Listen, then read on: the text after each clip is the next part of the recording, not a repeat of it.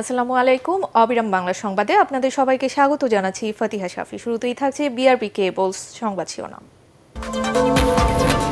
এক দশক পর আবারও প্রকাশ্য রাজনীতিতে জামায়াত, দুপুরে ইঞ্জিনিয়ার্স ইনস্টিটিউশনের সমাবেশের অনুমতি।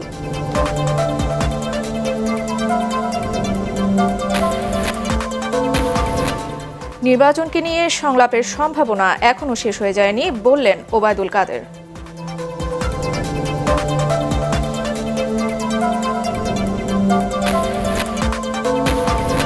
ঢাকা ১৭ আসনে আওয়ামী লীগের মনোনয়ন পেলেন আরাফাত, জাতীয় পার্টির প্রার্থী নিয়ে দেবর ভাবির দ্বন্দ্ব।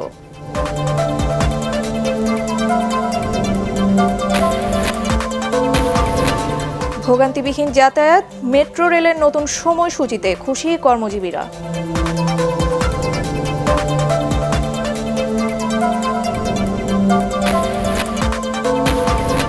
এবং ইউক্রেনে বাঁধ ভাঙা বন্যায় প্লাবিত ৬০০ বর্গ কিলোমিটার এলাকা, বহু মানুষের মৃত্যুর দাবি যুক্তরাষ্ট্রের।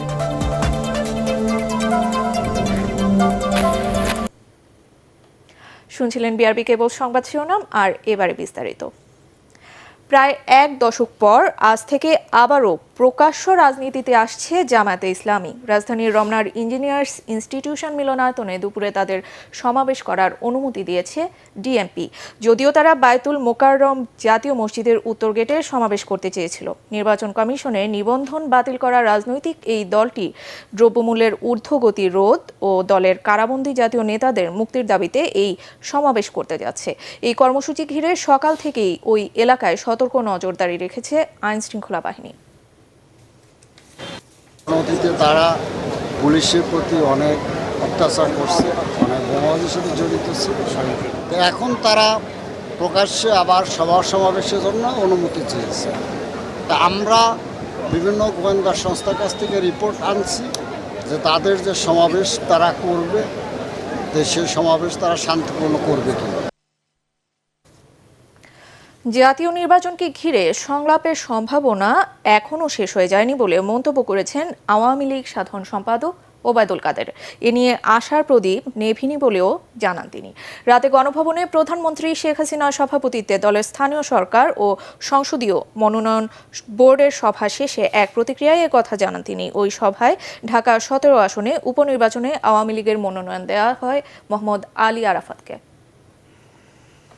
ঢাকার ১৭ উপনির্বাচনে আমরা আমাদের কেন্দ্রীয় নির্বাহী কমিটির সদস্য মোহাম্মদ আলী আরাফাত তাকে মনোনয়ন দেওয়ার ব্যাপারে সর্বসম্মত সিদ্ধান্ত। সংলাপ নিয়ে এই মুহূর্তে আমাদের কোনো ভাবনা নেই, আমরা কোনো চিন্তাভাবনা আমাদের নেই, সিদ্ধান্ত নেই। ভবিষ্যতের কথা ভবিষ্যৎ বলতে পারবে। ঢাকা ১৭ আসনের উপনির্বাচন নিয়ে জাতীয় পার্টিতে আবারও শুরু হয়েছে দেবর ভাবির দ্বন্দ্ব। এরই মধ্যে প্রার্থী মনোনয়ন দিয়েছেন জাতীয় পার্টির প্রধান পৃষ্ঠপোষক ও জাতীয় সংসদে বিরোধী দলীয় নেতা রওশন এরশাদ। তবে জাতীয় পার্টির মহাসচিব মুজিবুল হক চুন্নু জানান, মনোনয়ন দেওয়ার কোনো এখতিয়ার রওশন এরশাদের নেই। প্রার্থী ঠিক করবে দলের মনোনয়ন বোর্ড। হুমায়ুন চিশতির রিপোর্ট। সংসদ সদস্য চিত্রনায়ক আকবর হোসেন পাঠান ওরফে ফারুক মারা যাওয়ায় ঢাকা ১৭ আসনটি শূন্য হয়। আগামী ১৭ জুলাই এ আসনে উপনির্বাচনের ঘোষণা দিয়েছে নির্বাচন কমিশন। মনোনয়নপত্র জমা দেওয়ার শেষ দিন ১৫ জুন। ২০০৮ সালের নির্বাচনে এ আসনে জয়ী হন জাতীয় পার্টির প্রতিষ্ঠাতা চেয়ারম্যান হোসেন মোহাম্মদ এরশাদ। গত নির্বাচনে প্রার্থী হলেও পরবর্তীতে ফারুককে সমর্থন দিয়ে নির্বাচন থেকে সরে দাঁড়ান তিনি। এসে দিয়ে বলল, টাকা লাগবে না, আমার সমর্থন আমি তোমাকে দিলাম। গত সোমবার কাজী মামুনুর রশিদকে দলীয় মনোনয়ন দেন জাতীয় পার্টির প্রধান পৃষ্ঠপোষক রওশন এরশাদ। বুধবার নির্বাচন কমিশন থেকে তার পক্ষে মনোনয়নপত্র সংগ্রহ করা হয়। তবে জাপা মহাসচিব বলছেন, মনোনয়ন দেওয়ার কোনো এখতিয়ার রওশন এরশাদের নেই। আর কথা বলছেন, সে তো আমার দলের সদস্য না। যিনি প্রধান পৃষ্ঠপোষক, ওনার কোনো অথরিটি নাই কাউকে নির্বাচন দেওয়ার বা মনোনয়ন দেওয়ার। ওনার সাথে দলের এখন আর কোনো সম্পর্ক নাই। ওনাকে সরিয়ে দেওয়ার জন্য ২৬ জন এমপির মধ্যে ২৩ জন এমপি সই করে দিয়েছিলেন। মানবিক কারণে বিষয়টা আমরা এই আর কার্যকর করতে যায়নি। ওনার এখতিয়ার আছে, এটা সামনে দেখবেন যে ওনার এখতিয়ার আছে কি না। বেগম রওশন এরশাদ মনে করেছেন যে মামুন যে বাড়িধারার স্থানীয় একটি শিল্পপতি, শিক্ষিত ভালো মানুষ এবং যে নাকি ইলেকশন রিয়েলি কন্টেস্ট করতে পারবে, ফাইট করতে পারবে, তাকে উনি মনোনয়ন দিয়েছেন। রওশন এরশাদের রাজনৈতিক সচিব গোলাম মশির দাবি, জাতীয় পার্টির চেয়ারম্যান জিএম কাদেরের সাথে আলোচনা করেই মনোনয়ন দিয়েছেন রওশন এরশাদ। আগেরগুলো আলাপ আলোচনার মাধ্যমে হয়েছে, এবারও আলাপ আলোচনার মাধ্যমে, কারণ উনি এককভাবে কোনো সিদ্ধান্ত দেন, আলাপ আলোচনা করেই সিদ্ধান্ত দেয়। উনি আলাপ নিশ্চয়ই করেছেন, করে উনি ডিসিশন নিয়েছেন। আপনারা সামনে দেখবেন এটা একটা ইউনাইটেড একটা ক্যান্ডিডেট হবে। পার্লামেন্টারি বোর্ড আছে এবং নির্বাচনী বোর্ড আছে, সেই বোর্ডের মাধ্যমে আমরা বসি আমরা আন্ডারস্ট্যান্ডিং করে বসে পরে ক্যান্ডিডেট থাকলে, যে একটু ভালো ক্যান্ডিডেট থাকলে আমরা দেওয়ার চেষ্টা করি। দলীয় শৃঙ্খলা পরিপন্থী এসব কর্মকাণ্ডের জন্য শাস্তিমূলক ব্যবস্থা নেওয়ার কথাও জানান জাপা মহাসচিব। তাদের বিরুদ্ধে একটা আইনগত ব্যবস্থা আমরা খুব শীঘ্রই নেব। হুমায়ুন চিস্তি, এটিএন বাংলা, ঢাকা। বাংলাদেশের রাজনীতির রহস্য পুরুষ হিসেবে পরিচিত মুক্তিযুদ্ধের অন্যতম সংগঠক সিরাজুল আলম খান আর নেই। ইন্না লিল্লাহি ওয়া ইন্না ইলাইহি রাজিউন। দুপুরে ঢাকা মেডিকেল কলেজ হাসপাতালে চিকিৎসাধীন অবস্থায় মারা যান তিনি। বায়তুল মোকাররম জাতীয় মসজিদে প্রথম জানাজা এবং বেলা 11:30টায় ঢাকা বিশ্ববিদ্যালয় প্রাঙ্গণে তার দ্বিতীয় জানাজা অনুষ্ঠিত হবে। একরামুল হক সায়েমের রিপোর্ট। একটা সময় জনসম্মুখে আসতেন না তিনি, দিতেন না বক্তব্য বিবৃতি, আড়ালে থেকেই রাজনৈতিক তৎপরতা চালাতেন, দিতেন মোড় ঘোরানো নির্দেশনা। এসব কারণে রাজনীতিতে রহস্য পুরুষ হিসাবে পরিচিতি পান সিরাজুল আলম খান। তার অনুসারী ও সহকর্মীরা তাকে ডাকতেন দাদা ভাই বলে। 1962 থেকে 65 সাল পর্যন্ত ছাত্রলীগের সাধারণ সম্পাদক ছিলেন সিরাজুল আলম খান। সে সময় আব্দুর রাজ্জাক ও কাজী আরেফকে নিয়ে গঠন করেন স্বাধীন বাংলা বিপ্লবী পরিষদ বা স্বাধীনতার নিউক্লিয়াস, যা বাঙালির মুক্তি সংগ্রামে ছাত্র তরুণদের সংগঠিত করতে গুরুত্বপূর্ণ অবদান রাখে। 6 দফা আন্দোলন, আগরতলা ষড়যন্ত্র মামলা প্রত্যাহার আন্দোলন, জয় বাংলা স্লোগান ঠিক করা এবং বঙ্গবন্ধুর 7ই মার্চের ভাষণে গুরুত্বপূর্ণ বিভিন্ন বাক্য সংযোজনে মুখ্য ভূমিকা রাখেন সিরাজুল আলম খান। এছাড়া বাংলাদেশের প্রথম জাতীয় পতাকা উত্তোলন, জাতীয় সঙ্গীত নির্ধারণ সহ স্বাধীনতার ইশতেহার পরিকল্পনায়ও অন্যতম দিকপাল ছিলেন তিনি। স্বাধীনতার পর 1972 সালে সিরাজুল আলম খানের উদ্যোগে প্রতিষ্ঠিত হয় জাসদ। তবে তিনি কখনো নেতৃত্বে না এসে দলের নেতাদের পরামর্শক হিসাবে কাজ করতেন। পরিচয় পান জাসদের তাত্ত্বিক গুরু হিসাবে। বলা হতো দেশের রাজনীতির নেপথ্যেই নানা কলকাঠি নাড়তেন দাদা ভাই। আমি ছিলাম তার নির্দেশে কাজ করার লোক।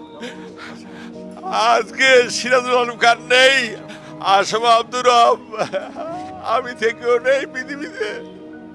বঙ্গবন্ধু শেখ মুজিবুর রহমানের বহুমাত্রার রাজনৈতিক কৌশল বাস্তবায়নের একজন দক্ষ কারিগর সিরাজুল আলম খান। স্বাধিকার আন্দোলন, স্বাধীনতা আন্দোলন, গণসংগ্রাম এবং গণঅভ্যুত্থানে তার ভূমিকা কিংবদন্তি তুল্য। দীর্ঘদিন যুক্তরাষ্ট্রে কাটিয়ে 82 বছর বয়সী চিরকুমার সিরাজুল আলম খান জীবনের শেষ সময়গুলোতে ঢাকার কলাবাগানে ভাইদের সঙ্গে থাকতেন। উচ্চ রক্তচাপ, ফুসফুসে সংক্রমণ সহ নানা শারীরিক জটিলতা নিয়ে গত 7 মে হাসপাতালে ভর্তি হন তিনি। শুক্রবার দুপুরে কেবল রাজনীতিই নয়, জীবনের সব রহস্যের সমাপ্তি টেনে না ফেরার দেশে পাড়ি জমালেন সিরাজুল আলম খান। ইকরামুল হক সায়েম, এটিএন বাংলা, ঢাকা। 2 বছর বন্ধ থাকার পর ব্রাহ্মণবাড়িয়ার তিতাস গ্যাস ক্ষেত্রের 24 নম্বর কূপ থেকে ফের গ্যাস সরবরাহ শুরু হয়েছে। শুক্রবার থেকে দৈনিক 8 মিলিয়ন ঘনফুট হারে গ্যাস জাতীয় গ্রিডে যুক্ত হচ্ছে। বাংলাদেশ গ্যাস ফিল্ডস কোম্পানি লিমিটেডের ব্যবস্থাপক মাহমুদুল নবাব জানান, কারিগরি ত্রুটির কারণে 2021 সালের 2রা জানুয়ারি কূপটি বন্ধ হয়ে যায়। এবছরের 26শে এপ্রিল থেকে হাইড্রোকার্বন ডেভেলপমেন্ট ফান্ড এর অর্থায়নে 24 নম্বর কূপটির সংস্কার শুরু হয়। মাত্র 45 দিনে তা শেষ করে জাতীয় গ্রিডে আবার গ্যাস সরবরাহ শুরু হলো। কূপটির সংস্কারে প্রায় 50 কোটি টাকা ব্যয় হয়েছে। তিতাস গ্যাস ক্ষেত্রের C5 থেকে C10 পর্যন্ত বিভিন্ন জোনে মোট 1.3 ট্রিলিয়ন ঘনফুট গ্যাসের মজুদ রয়েছে। মেট্রো রেলের নতুন সময়সূচিতে কর্মক্ষেত্রে যাওয়া আসা দুই করতে পারছেন কর্মজীবীরা। গত 31শে মে থেকে সকাল 8টা থেকে রাত 8টা পর্যন্ত চলছে মেট্রো রেল। এছাড়া সাপ্তাহিক বন্ধ মঙ্গলবারের পরিবর্তে শুক্রবার করে কর্তৃপক্ষ। নতুন সময়সূচিতে ভোগান্তি ও সময় দুটোই কমে গেছে বলে সন্তোষ প্রকাশ করেছেন যাত্রীরা। বিস্তারিত খায়রুল ইসলামের রিপোর্টে। টিকিট প্রত্যাশীদের দীর্ঘ এই সারি বলে দিচ্ছে মেট্রো রেল তাদের জন্য কতটা প্রয়োজন। যাত্রীরা বলছেন, আগে স্বাচ্ছন্দ্যে অফিস যেতে পারলেও বাড়ি ফেরার পথে যানজটে অপেক্ষা করতে হতো ঘন্টার পর ঘন্টা, পোহাতে হতো চরম দুর্ভোগ। সে সময় মেট্রো রেল চলত দুপুর 12টা পর্যন্ত। দ্রুতগামী এই পরিবহন এখন রাত 8টা চলায় কর্মস্থলের যাওয়া আসা দুটোই সহজ হয়েছে কর্মজীবীদের। আমাদের জন্য অনেক সুবিধা হয়েছে। আগে ছিল দুপুর 2টা পর্যন্ত, সম্ভবত 2টা-3টা, এখন 8টা। এখন আমরা ওই 8টা পর্যন্ত দরকার, আমরা মেট্রো ট্রেনে ইউজ করতে পারবো। আমাদের সবার জন্য অনেক ভালো হয়েছে, কারণ অফিস থেকে ফেরার টাইমে আমরা মেট্রোটা পেতাম না, কিন্তু এখন সেটা হওয়াতে আমরা অনেক ভোগান্তি থেকে বাঁচি। জ্যামজটে যানজটে বসে থেকে গরমের মধ্যে যে কষ্টটা পেতে হতো, এখন সেটা করতে হচ্ছে না এবং আমরা খুব অল্প সময়ে গন্তব্যে পৌঁছাতে পারছি। এটা যখন সম্পূর্ণভাবে চালু হবে, যে প্ল্যানটা সরকারের আছে, এটা চালু হলে মানুষ আরও সুবিধা ভোগ করবে। আমরা ভালো জিনিস ভালো মতো মেনটেন করতে পারি না। দেখা গেছে যে আমরা যদি এটাকে যত ভালোভাবে রাখছে যারা কর্তৃপক্ষ, তারা যদি নিয়ম মেনে চলে, আমরা যদি সাধারণ মানুষ তারাও যদি নিয়ম মেনে চলি, তাহলে এটা ভালো থাকবে। এটাই হলো এখন চাওয়া। এখন যেটা হয়েছে যে আমি যাওয়ার সময় পাবলিক ট্রান্সপোর্ট ইউজ না করে আমি মেট্রো রেলটা ইউজ করতে পারতেছি। এখানে দুটো জিনিস আমার উপকার হচ্ছে। এক হচ্ছে আমার টাইম কনজাম্পশন যেটা ছিল এটা কমে গেছে, সো আমি অল্প সময়ের মধ্যে আমার গন্তব্যে পৌঁছতে পারছি। যদিও প্রচণ্ড গরমে লাইনে দাঁড়িয়ে টিকিট কাটতে নানান অসুবিধার কথাও জানান যাত্রীরা। টিকিট কাটলাম, তো ওইখানে কোনো ফ্যানের ব্যবস্থা নাই, ঘেমে টেমে 9টা টিকিট কাটছি আমি, তো 9টা আমি যাব উত্তরায়, কিন্তু এখনও ওখানে কোনো একটা ফ্যানও নাই। এই অবস্থা, এটা কর্তৃপক্ষের কাছে আমি জানাতে চাই যে আমি একজন শিক্ষক, জানাতে চাই যে আমি এটা নিয়মভাবে চলতেছে না ঠিক মতন। এটা একটা মানুষের একটা কষ্টদায়ক হচ্ছে এটা। এদিকে মেট্রো রেলের নতুন সময়সূচির পর প্রতিদিনই বাড়ছে যাত্রীদের ভিড়।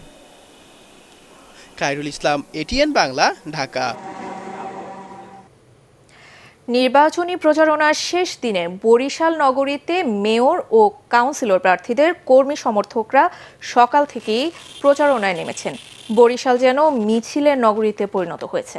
আওয়ামী লীগের মেয়র প্রার্থী আবুল খায়ের আবদুল্লাহ খোকন সেনিয়াবাতের পক্ষে নৌকা মার্কার এজেন্টদের নিয়ে এক সভা জেলা শিল্পকলা একাডেমিতে অনুষ্ঠিত হয়েছে। এতে আওয়ামী লীগের জাতীয় কমিটির সদস্য অ্যাডভোকেট বলরাম পোদ্দার সহ নির্বাচন পরিচালনা কমিটির সদস্যরা বক্তব্য রাখেন। এছাড়াও মেয়র প্রার্থী খোকন সেনিয়াবাত অগ্নিকাণ্ডে ক্ষতিগ্রস্ত নগরীর বঙ্গবন্ধু কলোনি পরিদর্শন করেন। ইসলামী আন্দোলনের মেয়র প্রার্থী মুফতি সৈয়দ ফয়জুল করিম নগরীর হাটখোলা, পোর্ট রোড, লঞ্চঘাট ও ফজলুল হক এভিনিউ এলাকায় গণসংযোগ করেন।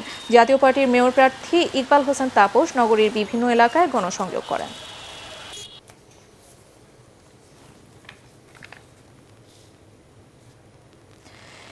ইউক্রেনের খেরসনে বাঁধ ভাঙা বন্যার পানি 600 বর্গ কিলোমিটার এলাকা জুড়ে ছড়িয়েছে। 40,000-এরও বেশি মানুষ সর্বশান্ত হয়েছে এ দুর্যোগে।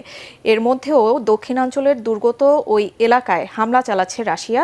সেখানে অনেক মানুষের মৃত্যু হয়েছে বলে দাবি করছে মার্কিন প্রশাসন। আরও জানাচ্ছেন কেরামতুল্লাহ বিপ্লব। গাড়ি বাড়ি সবই পানির নিচে।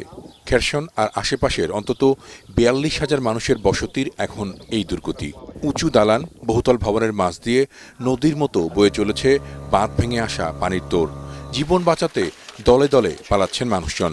বিপর্যয় এত দ্রুত হয়েছে যে অনেকে বাড়িঘর থেকে বের হওয়ারও সুযোগ পাননি। মৃতদেহ এখনও ওইসব বাড়িঘরে পড়ে আছে বলে জানাচ্ছিলেন স্থানীয়রা। Як ми рятувалися? На ці страхи сіли в лодку і приплили сюди в порт Херсон. The water had raised to such a level we nearly had a problem getting off the island. I posted some footage on my social media. We had quite a Top Gear moment in a way. শুক্রবার দুর্যোগপূর্ণ ওই এলাকা পরিদর্শনে যান জাতিসংঘের একটি প্রতিনিধি দল। বন্যা কবলিত মানুষের জন্য দ্রুত খাবার, বিশুদ্ধ পানি ও উদ্ধার সরঞ্জাম পাঠানোর সুপারিশ করেছেন তারা। Food and water were here. Our teams were on the ground, assisting the community, assisting the local authorities. 4 দিন ধরে খেরসনের বন্যা কবলিত ওই এলাকা থেকে মানুষজনকে উদ্ধারের চেষ্টা করছে স্বেচ্ছাসেবক ও ইউক্রেনের সেনারা। এর মধ্যেই কয়েকটি এলাকায় রুশ বাহিনী হামলা করেছে বলেও অভিযোগ তাদের। স্বেচ্ছাসেবকদের উপরও রুশ বাহিনী গুলি করছে বলে জানায় তারা। বাঁধ ভেঙে নজিরবিহীন এই বন্যার ফলে ইউক্রেনের ওই এলাকায় মারাত্মক পরিবেশ বিপর্যয় ও ফসলহানি হয়েছে বলেও জানায় জাতিসংঘ। কেরামতুল্লাহ বিপ্লব, ATN বাংলা। এবার থাকছে আন্তর্জাতিক সংবাদ।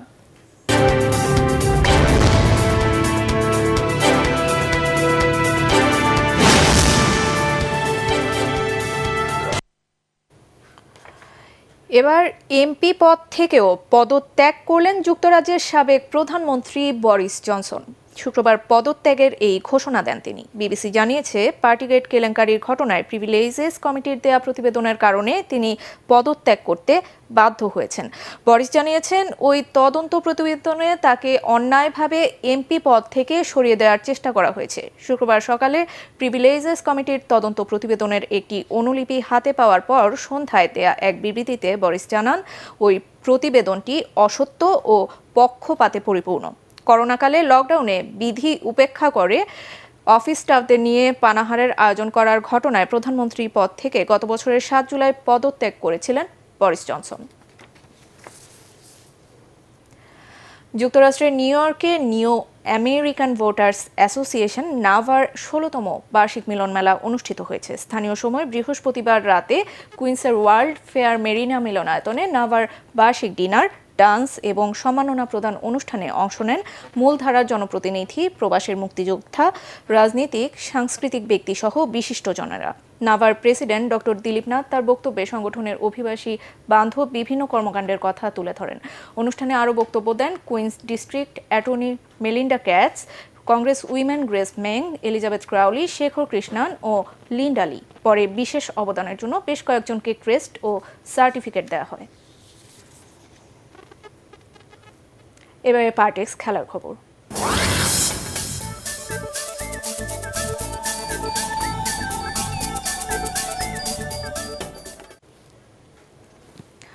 উয়েফা চ্যাম্পিয়ন্স লিগের ফাইনালে রাতে মুখোমুখি হচ্ছে ম্যানচেস্টার সিটি এবং ইন্টার মিলান।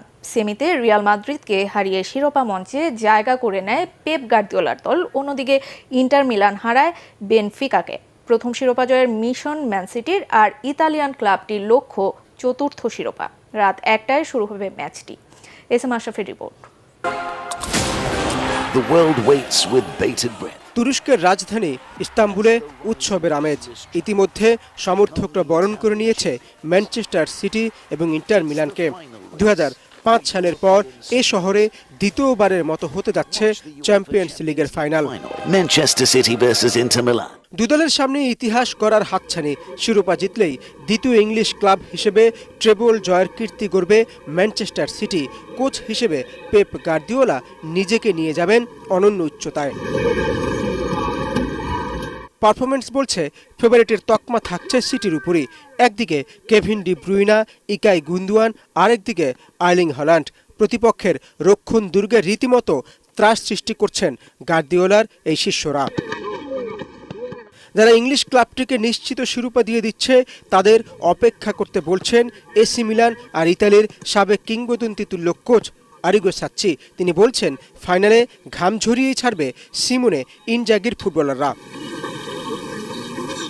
স্কোয়াডে লাউতারো মার্টিনেজ, রোমেলো লুকাকুর মতো ফুটবলার থাকলে সেই দলকে হালকা ভেবে নেয়ার সুযোগও নেই।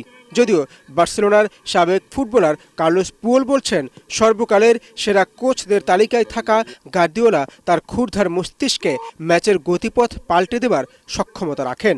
তার হাতে সে অস্ত্রেরও অভাব নেই। SM Ashraf, ATN Bangla. বিশেষ চাহিদা সম্পন্ন খেলোয়াড়দের মেধা বিকাশকে প্রাধান্য দিয়ে জার্মানিতে স্পেশাল অলিম্পিক ওয়ার্ল্ড গেমসে অংশ নিতে যাচ্ছে বাংলাদেশ। তবে গত আসরের চেয়ে বেশি পদক জিতে দেশের নাম উজ্জ্বল করতে চান অ্যাথলেটরা। অনুশীলনের পর্যাপ্ত সময় না পেলেও কোচদের আশা ভালো করবেন খেলোয়াড়রা। মমিনুর রিপনের রিপোর্ট। মেধা বিকাশে অনেকটাই পিছিয়ে এই খেলোয়াড়রা। তবে আসন্ন স্পেশাল অলিম্পিক ওয়ার্ল্ড গেমসের প্রস্তুতি সেরে নিতে পরিশ্রমটা কম করছেন না তারা। অনুশীলনের জন্য প্রয়োজনীয় সময় পাননি। তাই যতটুকু সময় আছে সেটাই কাজে লাগাতে ব্যস্ত এই অ্যাথলেটরা। খেলতে যাচ্ছে জার্মানিতে, এই রোমাঞ্চও বিরাজ করছে তাদের মাঝে। এই জায়গায় অনেক আগেবারও প্র্যাকটিস করছি, এখন করতেছি, আর কয়েকদিন আছে জানের আগ ধরে করতেছি। খুব ভালো লাগছে। আর আমি 3 মাস ধরে এই হ্যান্ডবল ক্যাম্প করছি 3 মাস ধরে। ইনশাআল্লাহ এবার আমরা সবাই আশা করতেছি আমরা যাতে প্রথম হই। 2019 সালে সংযুক্ত আরব আমিরাতে অনুষ্ঠিত স্পেশাল অলিম্পিক ওয়ার্ল্ড গেমসের হ্যান্ডবলে মেয়েদের ইভেন্টে স্বর্ণ ও ছেলেদের ইভেন্টে রৌপ্য জিতেছিল বাংলাদেশ। এবারও 2 ইভেন্টেই স্বর্ণ জয়ের প্রত্যাশা নারী হ্যান্ডবল দলের কোচের। পদক জয়ের পাশাপাশি বুদ্ধিমত্তার বিকাশের উন্নতি চান তিনি।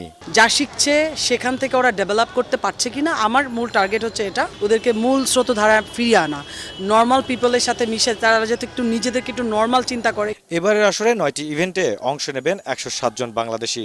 বিশেষ চাহিদা সম্পন্ন এত বড় দলকে মাত্র 6 জন কোচ ও কর্মকর্তা সামলানো কঠিন। তবে নির্দেশনা পালনে অ্যাথলেটরা উন্নতি করছে বলে জানান প্রশিক্ষক। তারা ফার্স্টে এসে কোনো ফ্রেন্ডশিপ করতে পারতো না, তারা এখানে থাকতে চাইতো না, বাট এখন তারা আরও ইন্টারেস্ট হচ্ছে এখানে থাকার জন্য, এখানে খেলার জন্য, এবং তাদের ভিতরে একটা কনফিডেন্স ডেভেলপ করছে যে অন্য দেশের সাথে এখন তারা খেলতে পারবে। 2019 সালে সংযুক্ত আরব আমিরাতে 22টি স্বর্ণ, 10টি রৌপ্য ও 6টি ব্রোঞ্জ জিতেছিল বাংলাদেশ। এবার গেমসের 16তম আসরে আরও বেশি পদক জিততে চায় লাল সবুজের দল। মমিনুর রিপন, এটিএন বাংলা, ঢাকা। শেষ করার আগে বিআরবি কেবল সংবাদ শিরোনাম আরও একবার। 1 দশক পর আবারও প্রকাশ্য রাজনীতিতে জামায়াত, দুপুরে ইঞ্জিনিয়ার্স ইনস্টিটিউশনে সমাবেশের অনুমতি।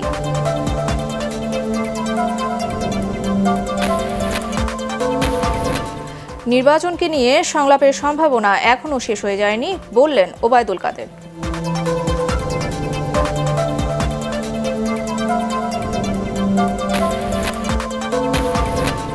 ঢাকা 17 আসনে আওয়ামী লীগের মনোনয়ন পেলেন আরাফাত, জাতীয় পার্টির প্রার্থী নিয়ে দেবর ভাবির দ্বন্দ্ব।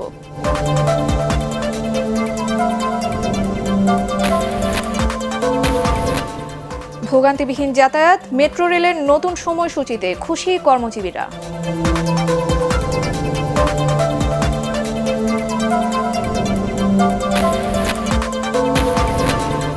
এবং ইউক্রেনে বাঁধ ভাঙা বন্যায় প্লাবিত 600 বর্গ কিলোমিটার এলাকা, বহু মানুষের মৃত্যুর দাবি যুক্তরাষ্ট্রের।